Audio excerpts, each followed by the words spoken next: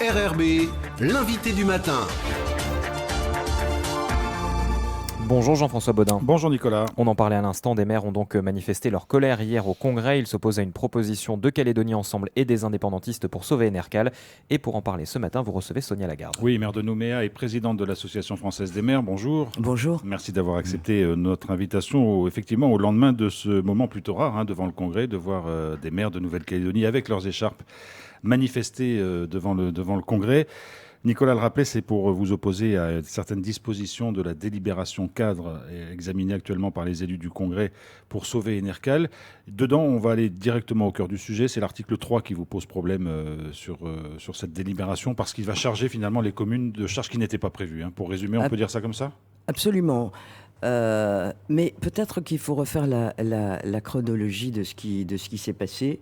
A été déposé sur le Congrès au début décembre un plan d'urgence pour la continuité des opérations d'Enercal en 2024. Ce plan d'urgence, il a été élaboré par la DIMINC, il est passé par le gouvernement et nous l'avons eu un petit peu avant la mi-décembre par les chemins coutumiers, puisque les communes ne sont pas du tout consultées concernant ce qui va se passer ou qui pourrait se passer demain.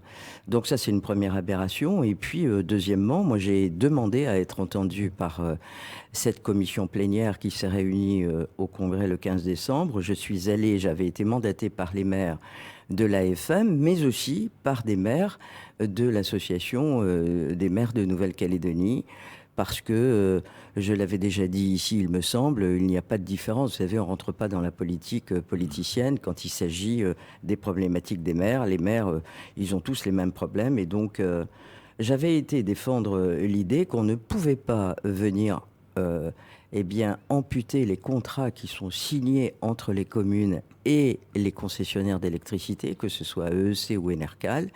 Et là, c'était le cas. Alors, effectivement, pendant une heure, j'ai pu dire ce que j'avais à dire. J'ai été écouté, je n'ai pas été entendu, puisque patatras, le 29 décembre, est déposé sur le bureau des élus du Congrès, une délibération cadre que vous venez d'évoquer. Et il y a effectivement un certain nombre de mesures qui reprennent in extenso les propositions de la DIMINC. Il y a juste une chose qui a disparu, c'est qu'on voulait faire porter l'augmentation de l'électricité, la taxe communale, aux communes, qui est aujourd'hui plafonnée à 9%. Et dans le document, il était proposé de la monter à 13%. Ça veut dire les élus se défaussaient quelque part. Et puis disaient c'est pas nous qui augmentons l'électricité, ce sont les communes. On voit que dans le document qui est sorti il y a quelques jours, le 29 décembre, cette disposition a disparu. Alors, pour en revenir à l'article 3, ça veut dire que les communes aujourd'hui ont la possibilité de signer des contrats avec les concessionnaires. Ça veut dire ces contrats, c'est en particulier une redevance d'occupation de domaine public. Ça se passe comme ça partout ici, qu'on soit en France métropolitaine ou ici. Alors, cette disposition, elle est basée sur un calcul qui consiste à dire les communes peuvent avoir 9% de marge. 11% de marge. Et dans le document premier, il était question de descendre cette marge de 11 à 2%. Et c'est là où ça devient compliqué, parce que vous comprenez que ce sont des contrats qu'on a signés. Et donc, je pense que juridiquement, il y a un problème. D'ailleurs, la DIMINC avait mis un warning là-dessus. Et parce que si jamais c'était en place et que les élus du Congrès, à travers cette délibération cadre, venaient à revenir dessus en disant « Ok, c'est plus 11%, c'est 2%. », ça ferait que pour la commune de Nouméa, par exemple, où on touche 680 millions par an, ça nous ferait on descendrait à 124 millions. Ça veut dire qu'on perdrait 555 millions. Et il en va de même pour l'ensemble des communes qui ont signé ces contrats. Donc juridiquement, ça pose un problème. Et deuxièmement, ce que nous sommes allés contester, c'est que les communes ne sont jamais consultées. Jamais. Les communes sont en difficulté aujourd'hui. Ce que je voudrais dire à travers tout ça, et ce qui est important de dire, c'est que les communes font de l'investissement. C'est elles qui font travailler les entreprises locales. Ça veut dire que si demain on vient nous enlever cette manne qui est tout à fait légale, nous ne pourrions plus faire d'investissement alors que nous sortons tous d'examens budgétaires pour l'année 2024. Donc c'est pas sans poser problème. Et c'est bien la première fois que les maires en colère étaient devant le Congrès. C'est à noter quand même, parce que là, ça commence à devenir compliqué et on ne va pas se laisser faire. Alors, Sonia Lagarde, vous l'avez rappelé, vous avez été reçue en commission plénière en décembre Oui. pour faire valoir vos positions. Et elles n'ont pas été visiblement très, très entendues puisqu'elles n'ont pas été traduites dans les délibérations cadres. Hier, vous avez manifesté et vous avez été reçu à nouveau par la commission. Est-ce que vous avez espoir d'avoir été entendu cette fois-ci? On a été écoutés. Chacun, les 7 maires qui étaient présents hier, ont pu chacun leur tour dire ce qu'ils avaient sur le cœur et les difficultés qui seront les nôtres demain, si tant est que les élus du Congrès eh bien, ne nous écoutent pas. Donc oui, on a été écoutés, mais vous savez, je ne sais pas si on a été entendu. Donc la décision qui a été prise par les élus à l'issue, quand on est sorti, ça a été de reporter cette commission au 9 janvier. Ils en ont débattu et donc on verra bien ce qui va se passer. Mais on ne peut pas faire n'importe quoi. Moi, j'ai entendu hier au Congrès parler de solidarité.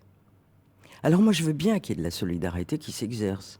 Mais à partir du moment où on doit exercer une solidarité, c'est-à-dire que tout le monde va mettre la main au porte-monnaie, y compris les communes, mais en face, vous comprenez que vous soyez une collectivité, que vous soyez une entreprise.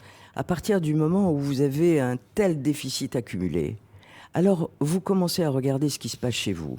C'est-à-dire que vous faites des économies. C'est ce que font les communes aujourd'hui. Face à la raréfaction de l'argent.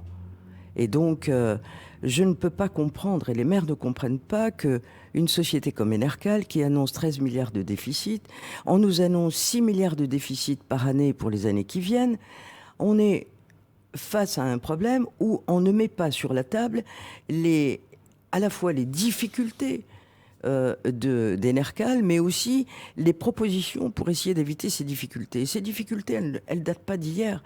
Ça fait 13 ans maintenant. Mais qu'est-ce qu'on a fait pendant 13 ans? Là, on arrive au bout de la course et on dit « Oh, ben on va venir chercher les communes hein, et puis ça va passer comme ça. » Ben non, ça ne va pas passer. Donc, Enercal doit montrer les propositions pour faire des économies dans sa société. Et puis, après, on se remettra autour d'une table pour, eh bien, à nouveau parler de solidarité. Mais là, aujourd'hui, ça ne se passe pas du tout comme ça. Alors nous sommes allés au Congrès parce qu'il y a plusieurs propositions, mais on n'avait pas envie d'interférer sur le travail des élus du Congrès, c'est leur boulot. C'est pas le nôtre. Mais c'est cet article 3. Et enfin, je dois dire que si juridiquement il pose problème et que nous irons au contentieux si tant est que ça venait à passer, il y a aussi tous les particuliers qui ont installé des panneaux photovoltaïques et qui, eux aussi, ont négocié des contrats. Et ces contrats, ils sont privés. Ça veut dire qu'aujourd'hui, tous ceux qui remettent dans le réseau et revendent l'électricité, le surplus par rapport à leur consommation personnelle, pourraient aussi déclencher des contentieux. Donc il faut faire attention à ce qu'on fait quand même. Qu'on vous comprenne bien, Madame Lagarde, ce que le mouvement de colère que vous avez manifesté hier, c'est quoi? C'est une question de méthode parce que vous n'avez pas été écouté et que finalement vous n'avez pas été entendu, ou c'est une question de principe parce que vous ne voulez pas que les communes participent éventuellement à l'effort pour sauver Enercal? Je n'ai pas dit ça. Il y a deux choses qu'il faut retenir. C'est à la fois qu'il n'y a aucune concertation en amont avec les communes. Vous ne pouvez pas tirer des plans sur la comète pour dire « Ah ben les communes vont payer » sans que vous n'ayez eu aucune discussion avec elles. Le gouvernement de la Nouvelle-Calédonie et les élus du Congrès savent très bien que les communes sont en difficulté. Parmi eux, il y a des maires. Et donc, voilà, c'est le manque de concertation en amont. Et puis, c'est aussi de mettre toutes les choses à plat pour regarder ensemble ce que nous pourrions faire pour sauver Enercal. Mais sauver Enercal, ça veut dire que ça commence déjà, je le redis, encore une fois, par des économies en interne. Voilà. C'est-à-dire, c'est ce que nous faisons, nous. Il n'y a aucune raison pour qu'Enercal y échappe. Moi, ce n'est pas un procès que je fais contre Enercal. Je dis tout simplement, je pose des choses et je dis, voilà ce qui se passe. Est-ce que, parce qu'on vous entend souvent les maires dire on n'est pas assez entendu, que ce soit sur les sujets d'avenir institutionnel, que ce soit sur un certain nombre de sujets techniques, est-ce que pour vous c'est l'illustration parfaite de cette petite musique que vous répétez régulièrement depuis des années? Bien sûr, et puis j'ai une phrase fétiche, vous savez, concernant l'avenir institutionnel, c'est de dire que les maires sont les oubliés de l'histoire. Alors on ne peut pas avoir deux discours de langage. On ne peut pas à un moment donné dire les maires sont des acteurs de proximité. Oui, les maires ont les mains dans le cambouis tous les jours. Oui, ce sont des acteurs de proximité. Les laisser en dehors de la course. Eh bien là, vous voyez ce qui se passe? Eh bien, on vient chercher les communes. Il n'y a aucune concertation en amont. Puis on dit, vous allez payer maintenant. Eh bien non, on ne va pas payer. Voilà, c'est tout, c'est aussi simple que ça. Quelle est la suite pour vous? Comment vous voyez les choses? Le texte va poursuivre son parcours législatif. Il y a une nouvelle commission qui va se réunir. On ne sait pas du tout ce que va devenir ce texte, ni comment les élus vont l'aborder ou l'adopter. Non, alors il s'agit d'une délibération cadre. Alors une délibération cadre, c'est quoi? Parce qu'il n'y a aucun chiffre dans cette délibération. Une délibération cadre, ça veut dire c'est comme une espèce de vœu déposé, c'est-à-dire que ça fixe des grands principes, et ça va même plus loin, c'est-à-dire en proposant des articles sans que nous n'ayons aucun chiffre. Donc cette délibération, elle pourra se transformer demain si tant est que les élus étaient d'accord pour aller ponctionner les communes, ponctionner les particuliers sur les panneaux photovoltaïques, etc. Ça veut dire qu'il va falloir prendre, pour la mise en action de ces propositions, il va falloir prendre des arrêtés au niveau du gouvernement, et donc c'est bien au gouvernement de prendre des arrêtés, et ensuite des délibérations, et qui seront prises et qui seront votées par le Congrès. Donc voilà la perspective, mais j'espère que la sagesse sera au rendez-vous. La situation semble critique pour Enercal, mais la situation critique, elle est globale en Nouvelle-Calédonie aujourd'hui.